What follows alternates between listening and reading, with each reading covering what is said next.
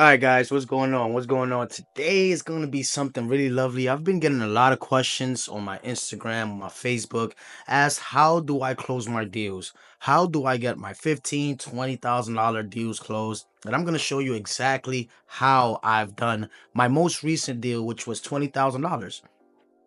So if you see here, these are pay stubs, all right? These are what you're going to get when you close out deals, and it tells you all of the information that the seller and the title companies have given you, the buyer, the seller. Depending on if you're assigning the contract, you're going to have the assignment fee on there, or if you're double closing, you're going to have two HUDs of both closings. So how I got this deal, this was a driving for dollars deal. Literally, it was really easy. I was virtually driving for dollars. You guys know that I'm not in an area where I can do this locally, which is New York City. In New York City, it's almost impossible for you to wholesale, because you have to do attorney fees and you have to go through a whole bunch of stuff, and that's not including dealing with the sellers. I'm from New York and I'm tough, and I can just imagine how these people are when they want to sell their house and they think their house is so expensive. So I don't touch New York. I don't fuck with it. I do my stuff in New Jersey, PA, Virginia, North Carolina, etc. This deal came from a New Jersey driving for dollar deal. This was closed somewhere in New Jersey. I don't want to give my, my gold routes, but it was in New Jersey, and it was a great deal. But again, it's not easy. It was not easy. Wholesaling real estate, it's not easy. It may come easier to some, but it's not easy at all. You have to put in work every single day, follow-ups, get turned down, get cursed out at, and then do it again the next day. It's fucking tough. I'm not gonna lie to you. But when you got things going, there's something called a upward spiral. And that upward spiral, it's what gets you to becoming a successful wholesaler. But it starts with your first deal. Again, this was not my first deal. I've been wholesaling for the past 7 months. Really going hard for the last 7 months since I started the YouTube channel. Again, if you haven't gone, check out the other YouTube links. Make sure you do that. But I've been going really hard the last 5, 6, 7 months, and it's upward spiral, man. But people are reaching out to me to sell the houses, and unfortunately I'm not able to grab all that content for you guys because I'm always on the run. People are calling me, I'm making deals on the phone, on the car, and it's tough, but I try to bring you guys the most content I can, and here I am today.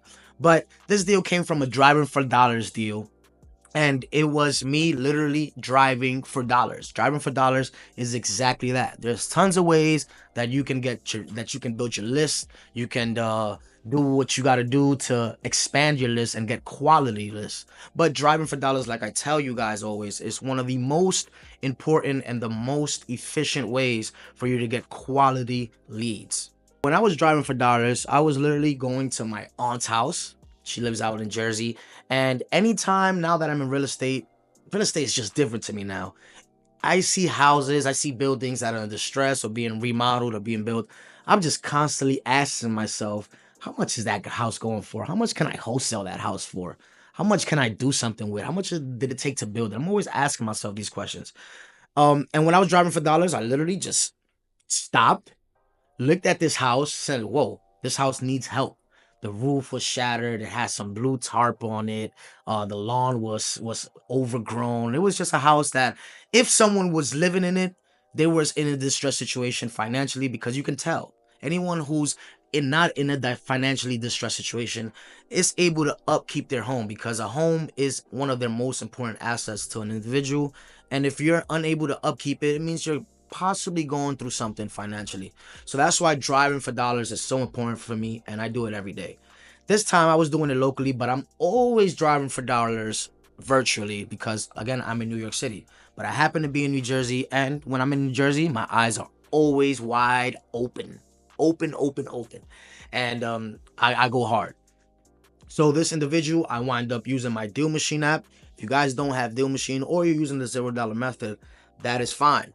But I was using my Deal Machine app, and Deal Machine allows you to actually go on your phone on the app and get up that information, that person's information, right then and there in live time.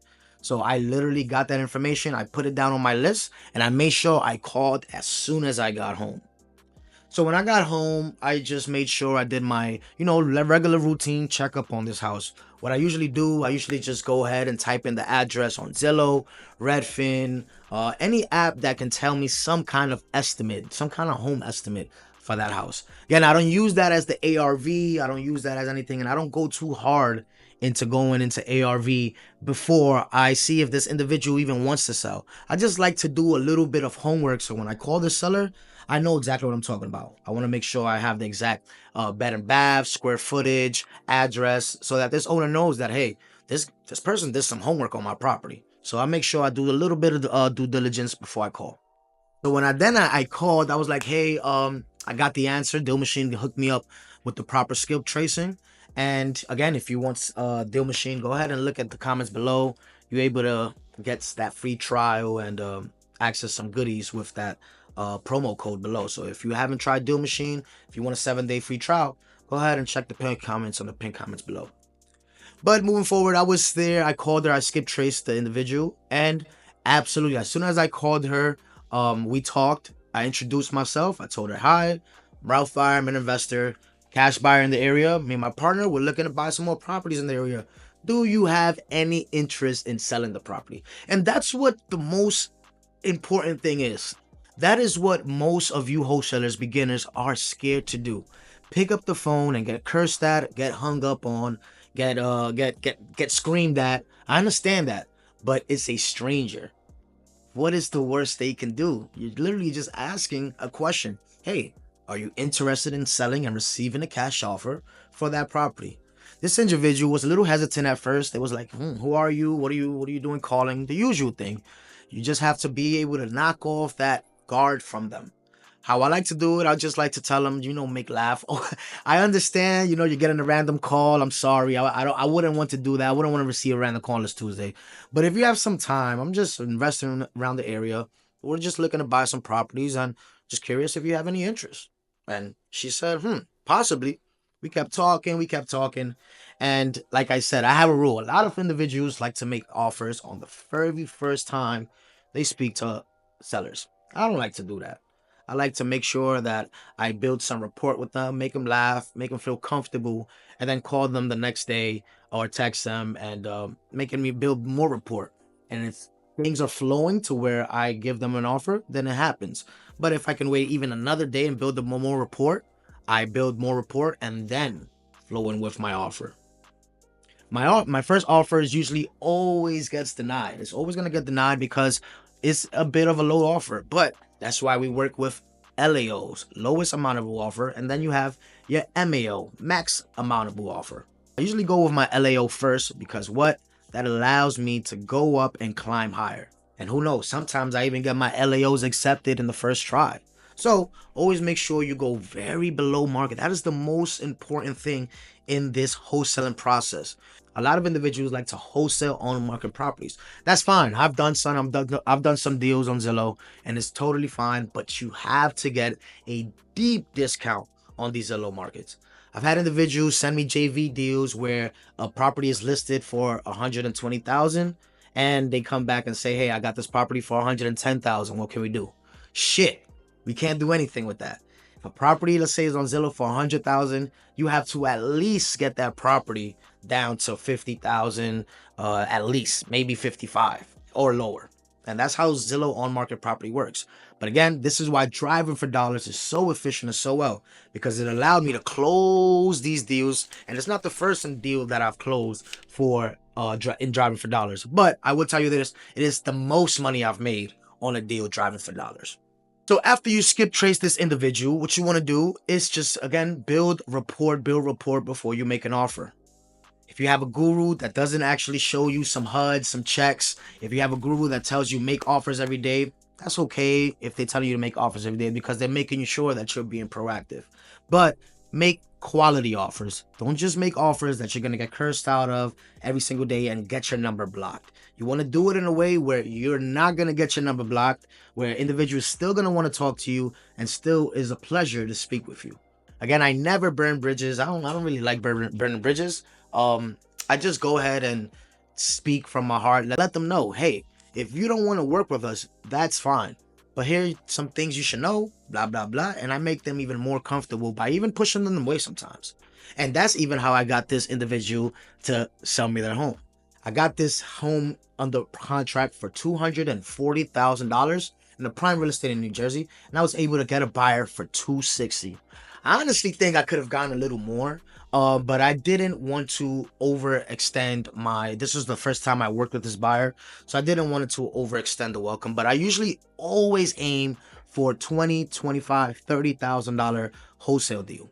Anytime you look to get a deal under contract, you must keep in mind, like, yo, what can this buyer pay for this property, and how much can I get from this property?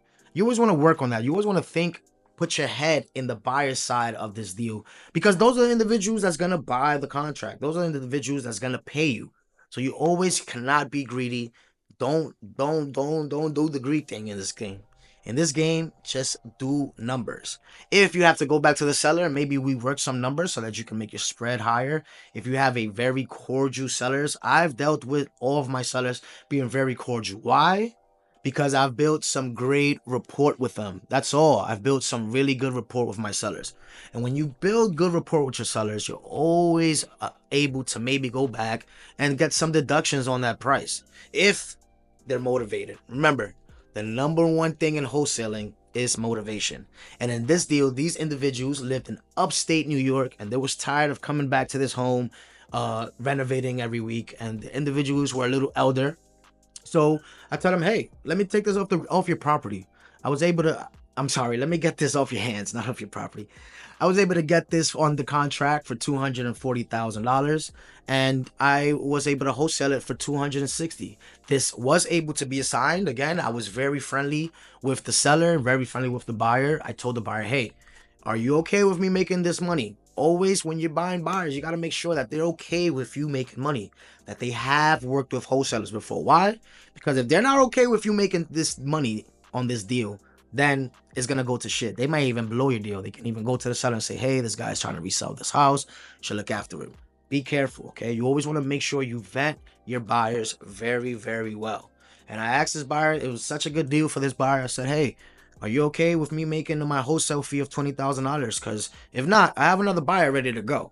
He was like, man, don't worry, make your money. I've worked with wholesalers before. Doesn't matter. It works for me. If it works for me, you can make 50, 40, whatever money it makes for you. And I was like, cool, let's do it. And I got this deal in the contract. And then I moved on to getting a beautiful wholesale title company. Remember, guys, a title company, it's what gets you paid. A title company, without a legit title company or an attorney in some states, you will not get paid. That title, that deal will not get pushed through.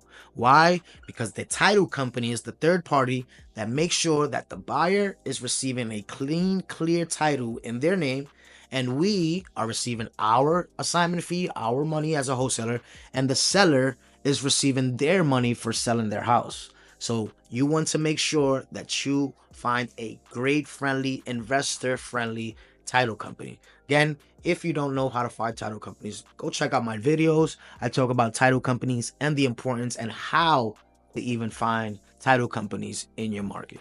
So when I hit up the title company, I let them know, hey, I have this deal here on the contract for $240,000. Here's the assignment of contract, which is I got signed from my buyer, and here is the purchase agreement that I got signed from the seller. You must send both contracts at the same time to the title company, or if you want to just send the contract before you have a buyer, you absolutely have to. I say have to because I like to solidify my deals. If I'm going to shop my contract, I want to make sure that my contract, my agreement is already signed. My purchase agreement that I have with the seller is already signed and ready to go with the title company.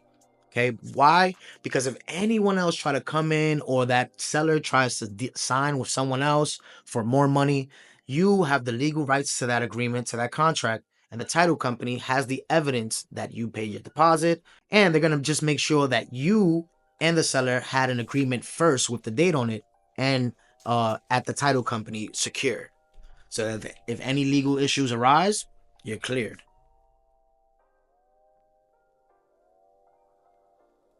But the title company is going to be there pushing the title for you, staying in contact with the seller, staying in contact with the buyer, and asking them and getting all that paperwork and pushing that deal through for you.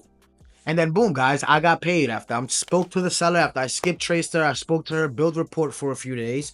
I literally got the deal closed in 3 weeks. My buyer was so anxious, ready to go. He had the money already at the title company. He put in the $10,000 EMD, but the next day he just called the title company and just left the $260,000 there, just so that they can get everything rolling and they don't even have to need him until the day of closing, which was so legit. Everything was already ready to go at the title company on the day of closing. All I needed to do was just wait for the title to be cleared with the title company on that day. Bada bing, bada boom. The title company then hit me up like, hey, how would you like your money? Check, wire, I don't know, picking up. I wasn't going back to Jersey to pick that up. So as you can see here, I got me a nice big fat check for $20,000. Now, again, you guys know that I do this as my side hustle. This is a passive income job. I do not do this full time yet, but I am working towards that. But just want to touch base on how you can touch the $20,000, $10,000 a month, $15,000 a month. Again, I come at you and I show you guys my big deals when I'm usually closing $5, $10, $12,000 deals. I'm usually around, going around. I like to make content for the big boy deals. And this was one of my biggest deals when I did Driving for Dollars. And it was really fun, really easy, really quick. Again, the process of wholesaling is finding a motivated seller, getting that contract, getting that property under contract, and then finding a buyer to buy that contract from you for 10, 20 more $1,000 that you have it locked up for. And that's basic wholesaling. I know it sounds simple, but wholesaling is tough as long as you put your work on it. Nothing in life is worth going after if it's easy. If everything was easy, everybody would do it and it won't be valuable.